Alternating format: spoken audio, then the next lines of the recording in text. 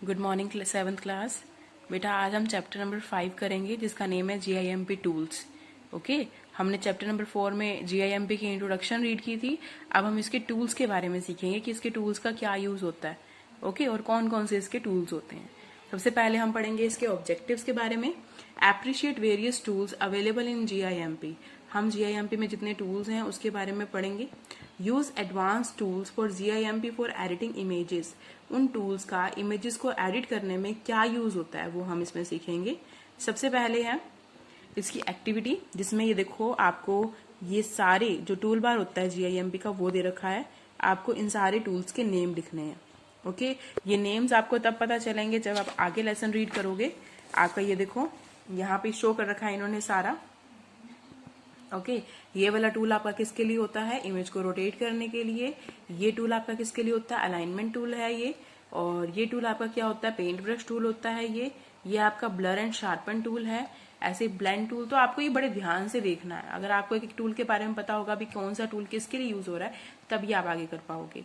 ठीक है, उसके बाद है आपका, सबसे पहले हम एक एक करके टूल को पढ़ेंगे। सबसे पहला टूल आपका जो आ रहा है पेंट ब्रश टूल।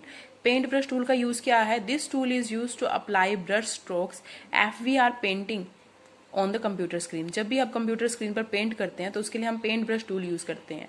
ये टूल आपका पेंट के अंदर भी होता है, टक्स पेंट के अंदर, पर उस टूल में और इस टूल में बहुत फर्क है।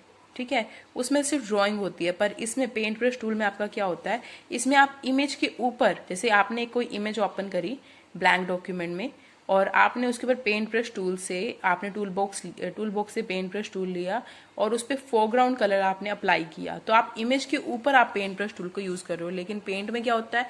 आप एक प्लेन शीट के ऊपर करते हो। ओके, तो ये देखो इसमें आपने क्या किया, we can set the following option. जैसे आप पेंट ब्रश टूल ओपन करते हो तो आपके पास ये ऑप्शंस आते हैं। कौन कौन से ऑप्शंस? मोड का, साइज का।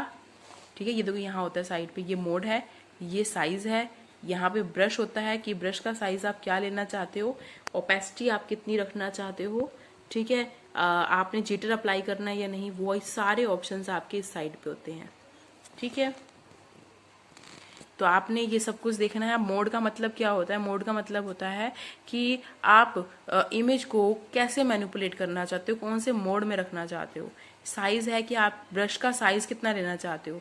तो ब्रश का साइज ये देखो यहाँ पे ब्रशेस दे रखे हैं, बड़ा साइज लेना, छोटा या कैसे, वो आप इनकी हेल्प से ले सकते हो।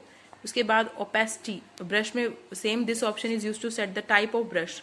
भी आपको स्टार में ब्रश चाहिए, आपको सर्कल में चाहिए, आपको रेक्टेंगल में चाहिए, वो आप शेप लेते हो ब्रश की। ओपेसिटी का मतलब है कि ओपेसिटी, जैसे हम ब्रश चला रहे हैं तो ब्रश का जो स्ट्रोक होता है वो लाइट हो जाए या डार्क, वो ओपेसिटी से होता है। अप्लाई जिटर, जिटर का मतलब होता है कि जो ब्रश का स्ट्रोक्स है उसके बीच में आपने स्पेस देना है या नहीं, वो आप जिटर से करते हो।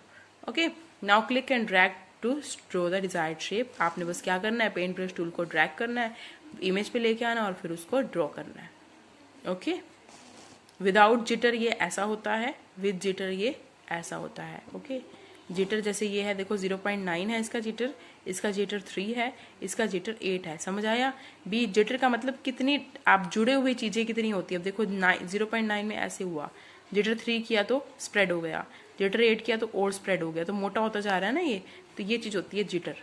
ओके, उसके बाद है अब आपका एक्टिविटी, जिसमें है compare the options available for paint brush tool in GIMP and options available in Tux paint. Tux paint के ऑप्शंस और GIMP के ऑप्शंस, जो पेंट ब्रश का होता है, आपको उसको कंपेयर करना है। मैंने आपको अभी बता दिया है कि वो जो पेंट ब्रश होता है जो टक्स पेंट में होता है वो सिर्फ स्क्रीन के ऊपर ड्रॉ करने के लिए होता है, पर जो आपका GIMP का होता है वो आप इमेज के ऊपर ड्रॉ करते हो। Write down the options which are different. आपने उन ऑप्शंस को लिखना है जो डिफरेंट है, तो आप यही लिख लो जो मैंने आपको बताया है।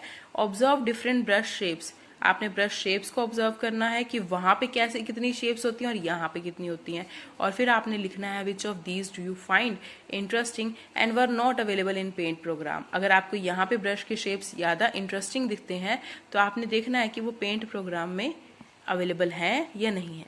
ओके, उसके बाद आपका है एक्टिविटी, जिसमें आपको एक फोटोग्राफ दे रखी है।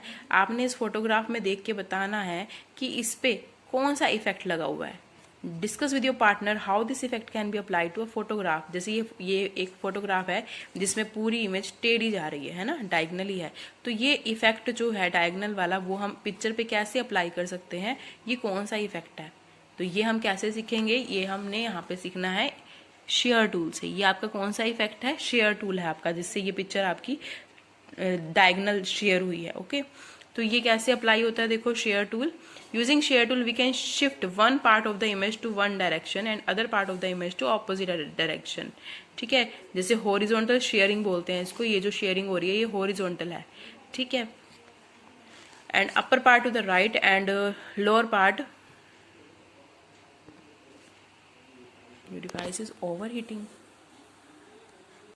तो इसके स्टेप्स कौन कौन से हैं, ओपन एन इमेज, आपने इमेज को ओपन करना है, फिर इमेज को सिलेक्ट करना है, उसके इमेज के पार्ट को सिलेक्ट करना है जिसपे आपने शेयर टूल अप्लाई करना है, फिर select share tool from the tool box, tool box से आपने शेयर टूल लेना है, ये आपका शेयर टूल है यहाँ से, और फिर आपको ऑटोमेटिकली इमेज के ऊपर ग्रिड्स दिखाई देने लगेंगे। ग्रिड्स ये होते हैं जैसे बॉक्सेस बने हुए हैं, ग्रिड्स होते हैं ये, और ग्रिड्स को आप जहां मूव करोगे वैसी पिक्चर डायगोनल हो जाएगी।